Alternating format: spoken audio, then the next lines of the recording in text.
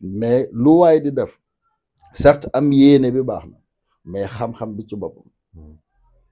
ndax am na loo xam ne kilifa dañ ci toog di waxtaan damay jàngale aussi le leadership organisationnel mu ne ma dafa am modèle bu ma la doon jox na mu sëriñ bi da ko doon jàngale ba mu ko joxee ba léegi dama koy teg même les étudiants pour nga gis lu ko gën a dëgër day métti mbooloo fu nu ànd ñeenti ñi lañ war a jiital waaye kii moo war a jiitu te jiitu mooy ki ñu war a jiital kooku mooy maanaam képp yéene ka ca topp mooy ko ëpp xam-xam ka ca topp mooy ko ëpp alal ka ca topp mooy ko ëpp doole te boo xoolee organisation buy dox sax daanaka noonu lay doxee ba tubaab bi buy doxal sax en dernier ressort mu andi la gendarmerie gauche droite pour doole gi doog a ñëw mais procédure dafa am juste pour dire am na loo xam ku ko bëgg a réussir da en tout cas bu ko jël jàpp ko sa fu bopp wala wut ci sa ndami bopp na nga xam ne bu antoo askan wee ci ànd askan wee la dooleel mais askan wi pour mu ànd ci mbir faw mu comprendre ko d'abord comprendre ko nag da nga koy pratiquer yow mi koy wane d'abord waaw boo ne nit ñi nañu takk seen ceinture nañ la gisoon démb ak barki démb ngay dawal 8 nangam boo xam ne waxuma la moomal sa bopp de loo xam ne ñun ñoo ko boom suñu bokk moomel la loolu nga wàcc loolu jël ci yi gën a yamambaay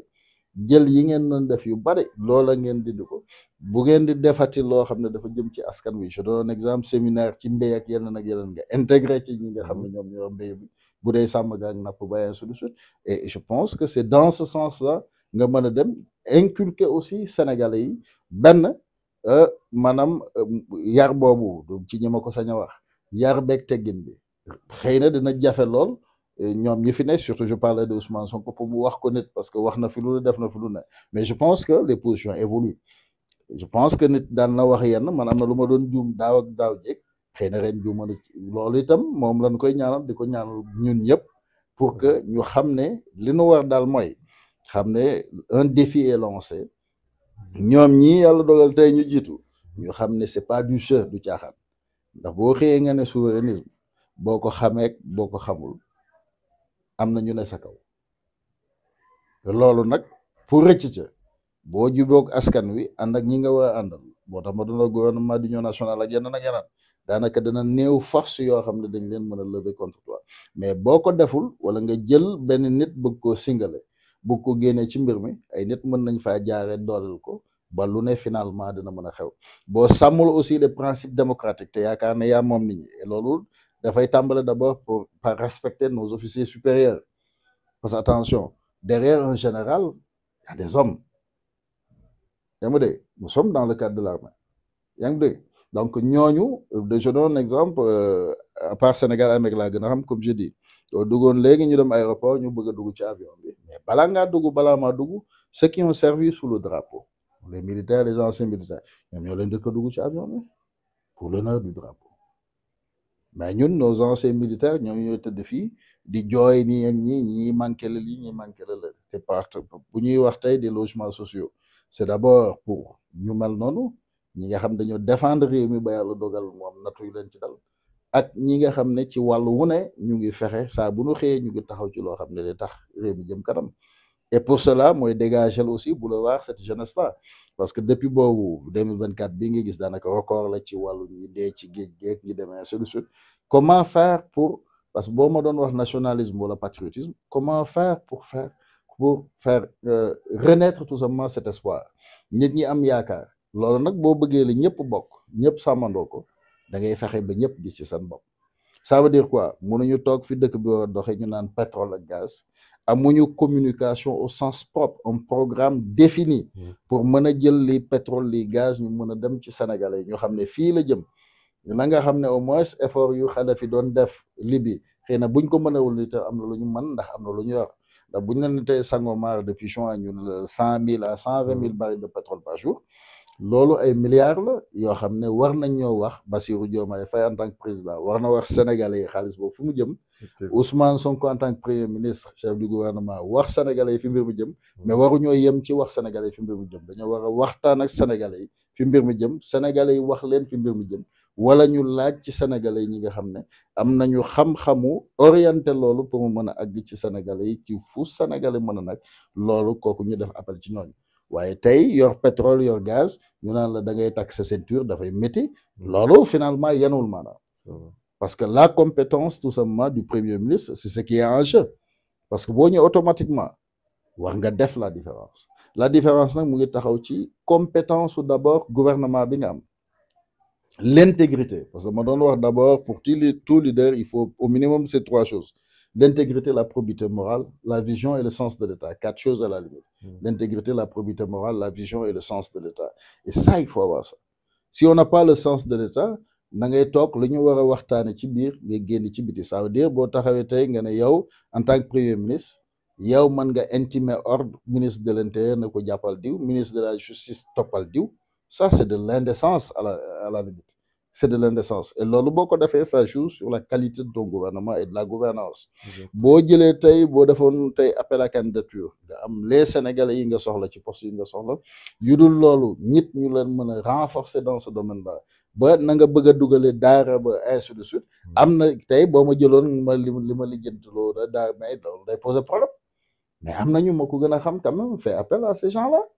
Ah, c'est aussi simple que ça construction de l'édifice national laaj ku ne am yéene ju rafet raxas loxoom ba noppi dugal ko ci mbir bi te defar rek tax ko jóg waaw et pour que demain aussi li fi xawoon plus jamais ça que ay nit bu ñu jógati moo xam lu leen tax a jóg wala luy seen intérêt politique wala yaakaar ne ñoom lu ñuy wut ñoo ko mën a may seen bopp ci pexe te fàttali yàllay tudd yaa ngi de ba tax ñuy dugal Sénégal ci yéen yi parce que kenn ci ñun jaru ko kenn ci ñoom jaru ko kenn ci réew mi jaru ko mbégub benn nit warut a mën a andi alkande bi réew lépp loolu warut a mën a ne te li tax ma di ko wax mooy alkande bi réew mooy comme je dis la ñuy wax baatu àll ko boobu ñu bañ man j'utilise ça je le dis pourquoi parce que souvent man mi séeree juuf ci ndey fay ci bàyyi mais bu ma jee tey dem fekk ab joola wala ab pël tour deretam damay alku que je le veuille ou non mais loolu mooy dëgg parce que c'est un pacte loolu moom moo ñu boole donc il va falloir ñun ñu xam li nu bokk te xam ne li nu bëgg la ci jiitu mooy jàmm si yëpp laa doon wax ne loo mën a am lu mu mën a doon balaa nga ko jëriñoo da nga ne kupp loolu dem wuti jàmm ba am ko doog a mën a jëriñoo loolu jàmm nag dafa am lu koy sàmm mooy àq ak yelleefu nit ñi xam fi nga yem nit ñi xam li ngay wax xam fa nga koy waxee xam li ngay def itam te lépp loo ci def nga jël ci yàlla seede waaye def ko ngir tout simplement defar tax laa jóg te yàq bañ a doon sa yite parce que si tu le fais rek malheureusement day wëlbatiku doon jaan daanaka matt borom. macha allah donc kàddu yi rafet na juste xam naa dernière question bi cette dualité entre Sonko ak Diomaye donc avec le temps bien sûr d'ici 2019 boo paree bien sûr donc nga tàggatoo waale. waaw bon dualité boobu buñ ko waxee quelque part ça peut être imaginaire comme ça peut être réel parce que je pense des fois du nekk sax dualité je pense que substitution lay doon et c'est ça ce qui est dangereux parce que le président Diomaye bu ko Sénégalais yi fale ak score bañ ko fale je pense am na légitimité nu mooy président nag dafa am serment bu mu def am lu mu war a sàmm war a sàmmonteeg loolu ba tey bëgg-bëgg Ousmane Sonko wala suma bëgg-bëgg wala bëgg-bëgg ku mu mën a doon waru ko mën a jaral daanaka fonction boobu nga am responsabilité buñ ko jox mu dal di ko wàcc ndax itam kilifa du tuuti c'est d'abord ça moom aussi mu xam ne moom Bassirou Diomaye il est interpellé par l'histoire et comme je dis bu fekkoon histoire la ñuy wax on va un peu rappeler Jaurès qui disait que être fidèle au foyer des ancêtres ce n'est pas à garder les cendres mais à maintenir la flamme allumée am na loo xam ne boo ko doonee démb am na noo war a doxe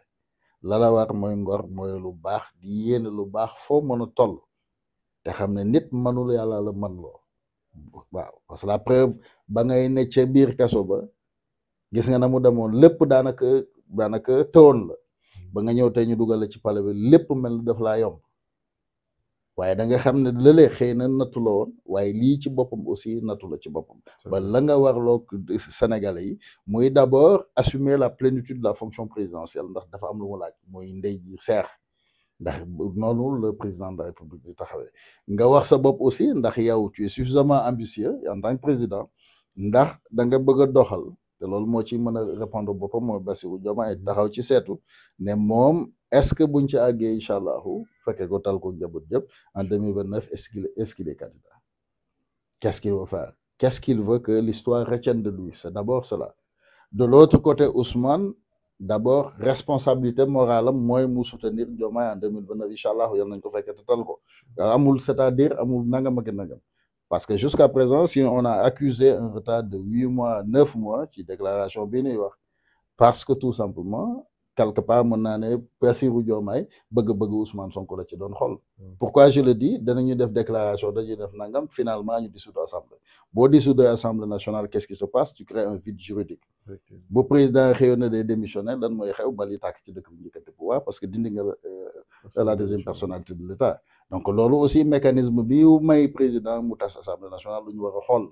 ñaar bu fekkoon dañuy déclarer guerre mais attention. La cité est trop importante pour nga bàyyi ko ci benn nit day jékki-jékki tàggoog sagoom wala yeneen ak yeneen nit day feebar alors mënoo jël tey déclaration de guerre nga yëkkati ko dindi assemblée nationale pendant temps bi ñu ko defoon nga bàyyi ko ci loxoy benn nit déjà loolu c'est extrêmement grave muy tey muy ci ñi nga xam ne ñoo fi ne Ousmane am yéene d'abord xam ne dañ la sas lu ñu woowee premier ministre kenn falu la buur kenn falu la bumi il s'agit pas de ça. te buur sax daanaka la doon naqari moo ca doon jiitu ñëpp waaye buur du def tey nga yëkkati daanaka say dépense ainsi de suite pendant que yow say dépense en tout cas trimestrielle mu ngi yokku pendant ce temps-là peuple bi nga leen di demander à ce que ñu serrer la ceinture da nga koy tàmbalee ci yow tàmbale jubante bi nag nga tàmbale ko d'abord ci tànneef ba ndax d'abord il faut en tout cas nga am un capital humain de comment encore avéré qualifié